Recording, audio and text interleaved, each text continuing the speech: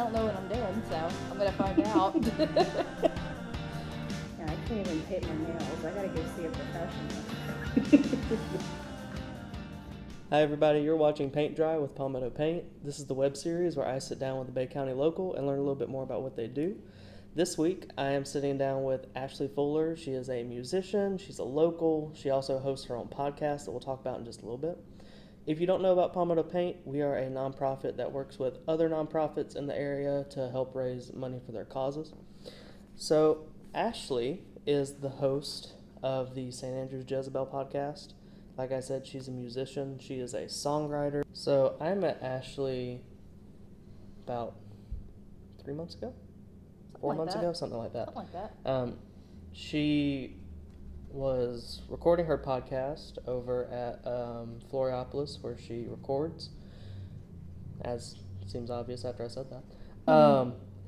And I was actually working on the mural outside with Heather Parker. And I had listened to her podcast before because it's all about local stuff. And then not long after that, it was probably the next week, she was looking for a guest, and I went on to talk about Palmetto Paint. And since then, she's also had on someone who's been on this series, Nicole from Lavished. Yep, I saw Nicole on your series. Yep. I want to run mine. She's had Jason on as well. Yep.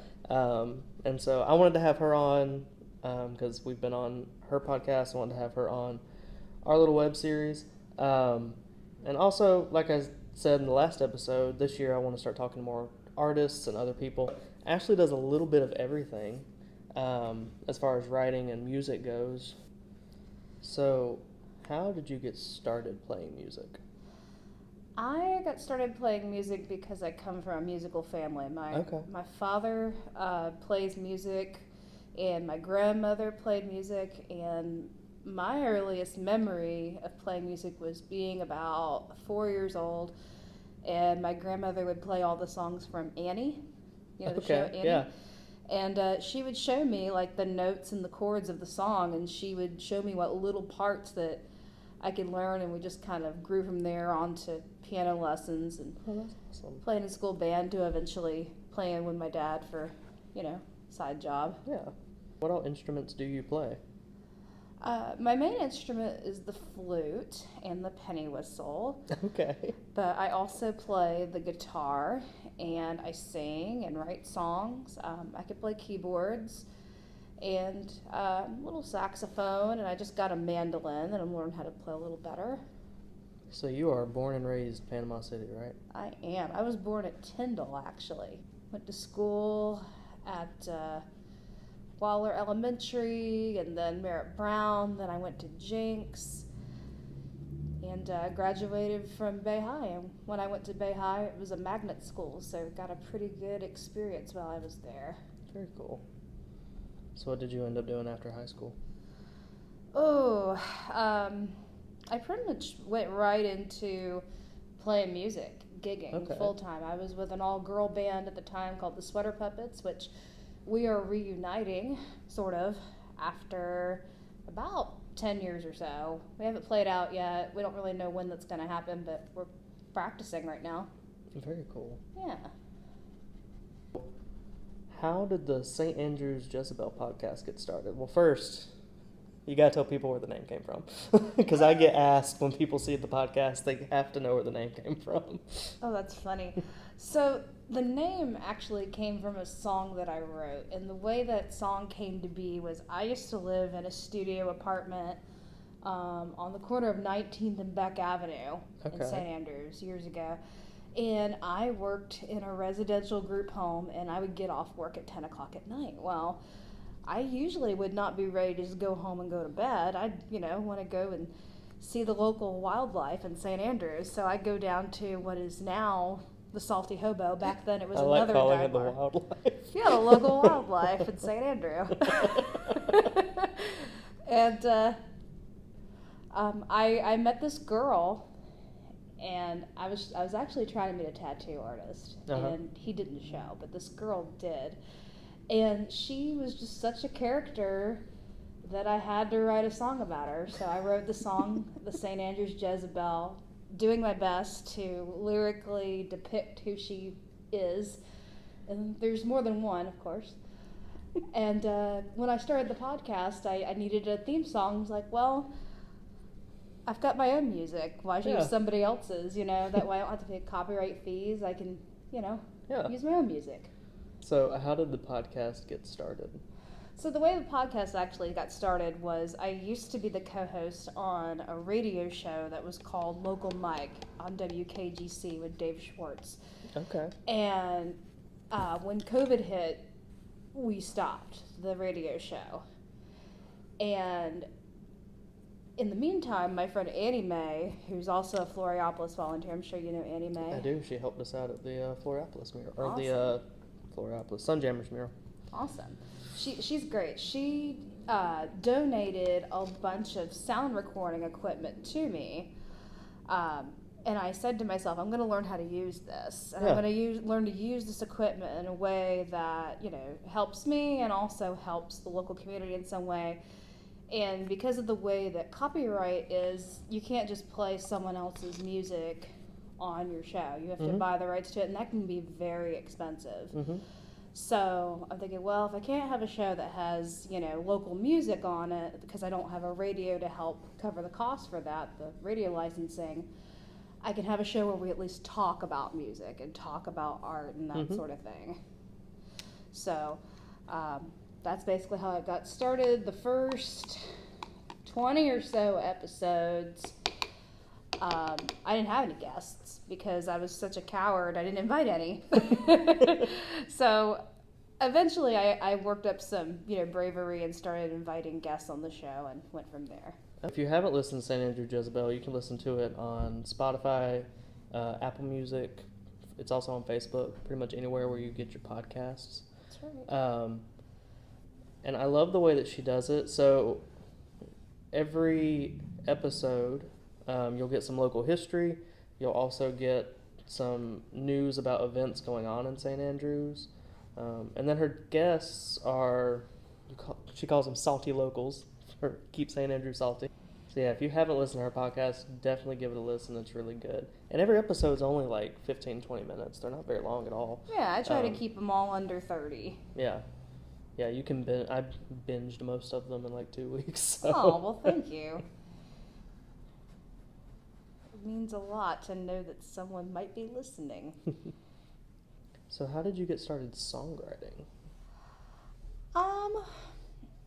I don't really know. I think I've always written songs. I've always been making up things. I've always been making up stories, making up poems.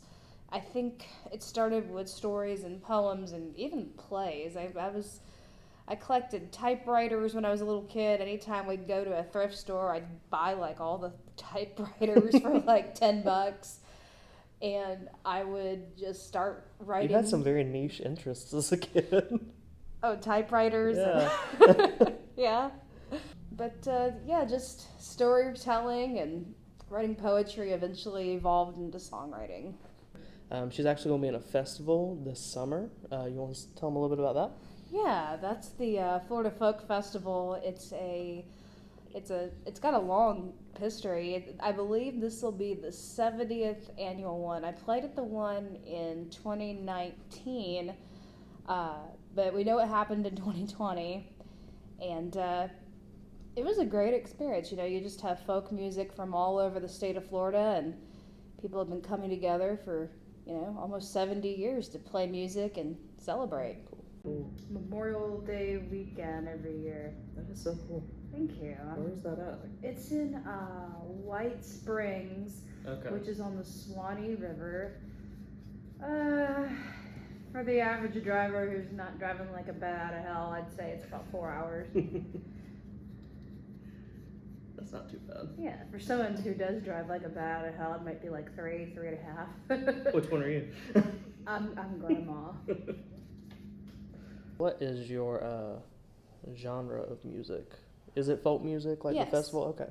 I would best describe it as Americana or folk. I would say that folk is more of the broad term, umbrella term, and Americana would go under that. Okay. Yeah.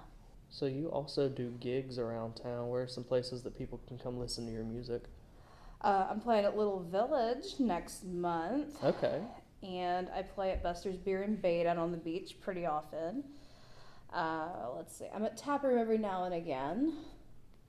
And I used to play at the market at St. Andrews, but now I play at a hotel every Saturday, so I haven't done that in a while. What is your favorite part about music? About performing or writing or? I would say connecting with the audience. Okay. Yeah. Just finding people that, you know, to connect with and see if I can spin an idea at them that resonates with them. Okay. And, you know, I love to make people laugh and I love to see people smile. That's the big thing. It looks really cool. I love the colors that you've put together there. I wish I could say that the St. Andrews Jezebel design was done by a local person, but it wasn't. And that's a goal for the future, is to have a new design that's actually done by a local. So who designed it?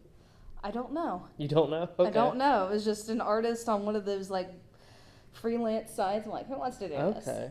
Who can have a design to me in 12 hours? So where'd you get the idea from? For the design? Yeah. I really didn't give them much to work with either. I just said, just paint something nautical with the title in it. And this is what they did. I like it. Yeah. And I just said, you know, the red bandana is a big part of it, so include that detail, and they did, and I like it, but I definitely would like to have a version that's done by a local person. Oh, yeah. That's a great idea. Yeah. Well, there sort of is, but it was a different season of the podcast, and I'm trying to get somewhat of a continuity of color scheme and just more things that are congruent with it. I don't know what I'm doing. You fake it till you make it, it's fine. That's the story of my life. And then eventually you kind of know how to do it. Then eventually you kind of figure it out. Yeah, when I got my first job teaching paint classes, I had never done anything like that. I hadn't even really painted a whole lot. But the place where I was working, when you interview, they have you sit down and they give you a picture of one of their paintings, a list of the colors and the paint, and then you just gotta figure it out. And you have to recreate it? And they give you 2 hours, and you have to recreate it. That sounds terrifying. Faked it till I made it. That does sound terrifying. That almost sounds like sight reading, where you basically, they hand you a piece of music, like, here, play it. Kind of similar, I guess, yeah. These are the notes. Here's your instrument. Play this. Tell us a little bit about Salty Sounds of St. Andrews. So, Salty Sounds in St. Andrews is a Facebook page that is run by Ken Schaefer, who is a local music enthusiast and archivist. Okay. And what he does is he creates a spreadsheet, weekly, monthly, that tells everyone where all the music's going to be in Bay County. Oh, very cool. Yeah, so it's kind of like TV Guide, but music and for our area. And so is that open to anybody on Facebook to be able to see? Oh, or is yeah. it just for musicians? Yeah, okay. you just follow the Salty Sounds in St. Andrews page or Oh Boy Music. Very cool. And then you'll start seeing Ken's posts, and he also shares the posts of all the other musicians as well, which is really awesome. And he goes out and he'll even record different people's sets, and he'll take photos of the musicians, and I love everything Ken does. That's really to support cool. local music. Yeah. He's great. So how did y'all's partnership with Floriopolis get started for the podcast? I was already a Floriopolis volunteer.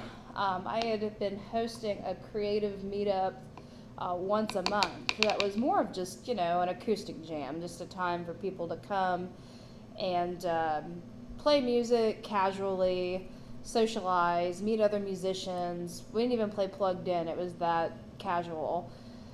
And it was just a time for people to get together and meet and that sort of thing. And Okay. I helped Heather and some other volunteers organize Play Music on the Porch Day, the first and second one. I think we did our third one this past year. So I needed a space to record the guests, and I asked Heather if I could use Floriopolis for those purposes, and she said go for it. Yeah. It's just wonderful. So what is Play Music on the Porch Day for people that don't know? Play Music on the Porch Day is a annual event that is to celebrate the love of music, and it is a day for everyone to stop what they're doing and play music on their porch, and it's always on the last Saturday in August. Okay. Yeah, and I think their whole tagline is, what if everybody for 1 hour on one day just stopped and listened to the music? It's really a great idea. That's really cool. Yeah, but whoever originated this event, they must be from somewhere cold, because the last Saturday in August in Florida is pretty brutal. So is Play Music on the Porch Day just in St. Andrews, or is it something that kind of starts in St. Andrews but other people are welcome to do it around town? Oh, it's an international event. Okay. But downtown Panama City has been in on it too. They've done a version of Play Music on the Porch Day, and I believe either last year or the year before, or maybe both, I don't quite remember, but we had it staggered to where we weren't having the event at exactly the same time. Okay. And it's always the week before Art Break Day, so Yes. they kind of go together very well, I think. Yeah, I got to do Art Break Day for the first time this year, and I loved it.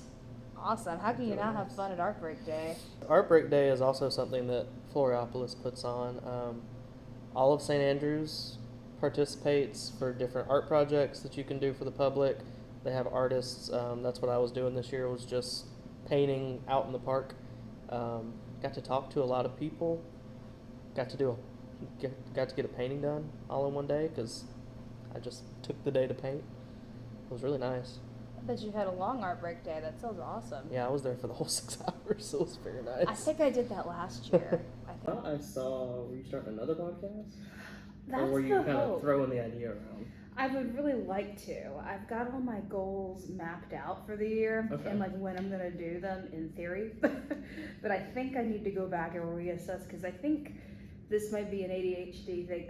Sometimes I just don't have the concept of like how long something is gonna take. Right. Like I think it's like, oh, that's gonna take forever and it takes no time. Or the other way around, like, oh, that won't take me very long and it takes days. And I mean, podcasting is very time consuming. Oh yeah. So what do you do on weeks that you don't have a guest? Or do you just not do one that week? I've only had a few that I don't have guests. Okay. So I'll usually just carry on the show, business as usual, and I'll just say, hey, I don't have a guest this week. If anybody out there wants to be on the show, give me a shout, you know? Okay. But most of the time I do. So you said you never painted before. Have you ever drawn or? No, I've never Nothing? drawn, I've never painted, not really. I play music because I couldn't dance, so it's been quite a journey. Okay. Yeah, my grandparents were both. My grandpa would probably say, I'm not an artist. If you were to talk to him now, he's like, I'm a crafts person. Because, you know, what he did was very similar to manufacturing. He'd like make a template and then recreate it 1,000 times over and Okay. over. And then my grandmother would paint them. They made Oh, that's cool. lawn ornaments. Like, in fact, a Okay. lot of the old school wooden Christmas sets that you see around Panama City, my grandparents did those. Oh, that's really cool. Yeah. One of his biggest sellers were the pink flamingos, like from the Florida lottery. Oh yeah. And their house was right on Highway 231. So just as you were coming into Florida, you'd see the pink flamingos in the yard and they'd sell like wildfire. So besides your music, besides St. Andrew's Jezebel Podcast, what are some other plans you've got for this year? Because I know you are all about setting goals, all about, you know, making sure that you've got kind of a plan for the year. So what's on your docket for this year? A lot of it is to become a better musician, become a better person, become a better listener. To continue to be a more organized person, be as intentional as I can, because I didn't used to be very focused. I kind of just lived life by the seat of my pants. So I guess one of my biggest things right now is to just keep the focus and Okay. just don't quit. Do you have any upcoming projects Well, there's always the podcast. that you want to talk about Yeah. that you've got plans for? Other than the podcast, the St. Andrews Jezebel Podcast, and the video series, which is called Salty Field Recordings, that's the visual component of the podcast. That's Okay. really about all I can handle at one time, for now at least.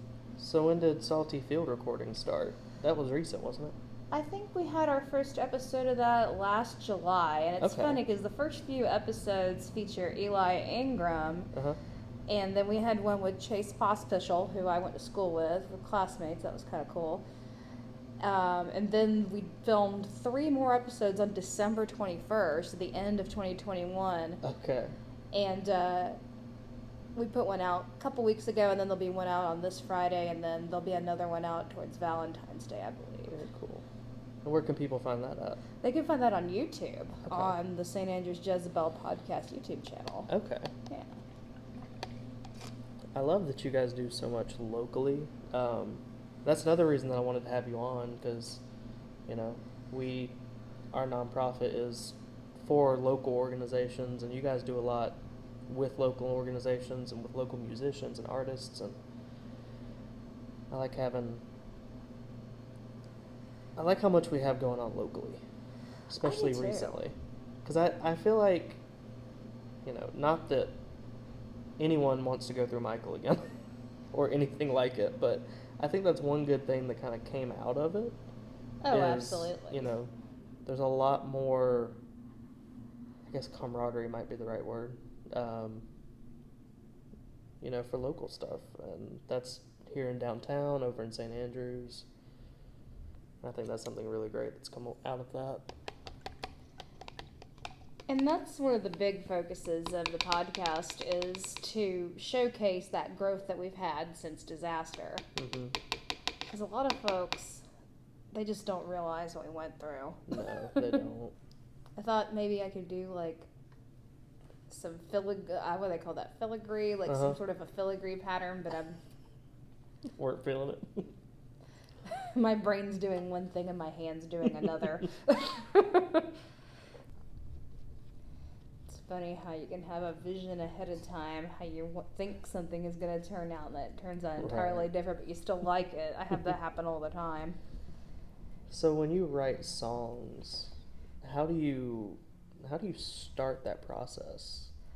So what I normally do is I look for things that people say, or I Okay. look for things to happen, Okay. quirky situations that I want to remember, or I'll think someone will get a kick out of, So I keep a folder in my phone, and it's full of what I call hooks, just memorable phrases. Like if somebody says something, I'll give you an example. I was in a restaurant one time, and someone was talking about their truck, and they said, "Yeah, that old thing gets by on hopes and dreams." And I was thinking, yeah, that's something. And then, I was just, washing the dishes or doing something, and the last bit of the hook came to me, and it gets by on hopes and dreams and just enough gasoline. And that, Okay. just kind of like building ideas from things Yeah. I hear. Definitely in St. Andrews, and a huge part of that is Floriopolis. There's a big move in our community right now to make sure that people don't forget about musicians as part of the arts, because with the mural program going on, a lot of attention's on that. With the Civic Center not being here anymore, Jason and I talked a little bit about that last time. Since the hurricane, it's kind of the music scene around town has shifted a lot. Have you noticed that at all? I would say yes, and it shifted in a positive way. Okay. I think that, because it's not like this everywhere. I would say that for the most part, the music scene is very supportive of itself. Okay. It's not territorial, it's everybody pretty much supports each other and is happy for each other's opportunities, and That's fantastic. I really love that. There's no scoreboard.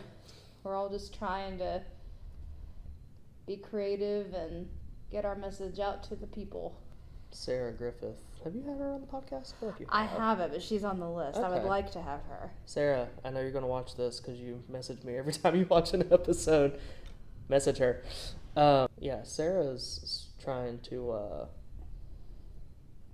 kind of get some artists together and start some more team type stuff and doing more together as a community. I think that's a positive move, and Sarah's assembled a little team to do some stuff. I would love to see her assemble a team of jam painters. Oh yeah. And then the musicians and the painters can work together. Like if the musicians are having a concert, then some of the painters can come out and paint whatever they want in time to the music. That's a big thing at festivals. That's a cool idea.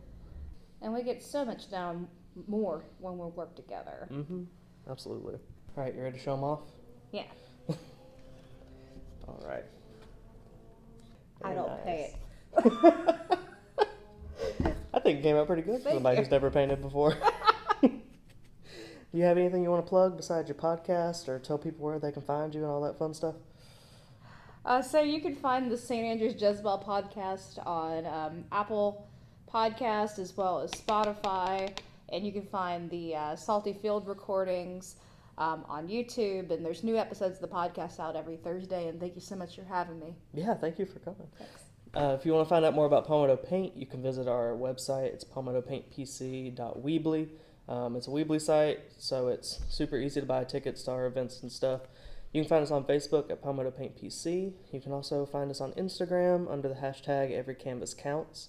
And look forward to our Teen Tuesday classes that we're doing with Panama City Quality of Life. Those are every month, last Tuesday of the month. And we have several events coming up in February, so be on the lookout for those. And yeah, thank you guys for watching. Thank you.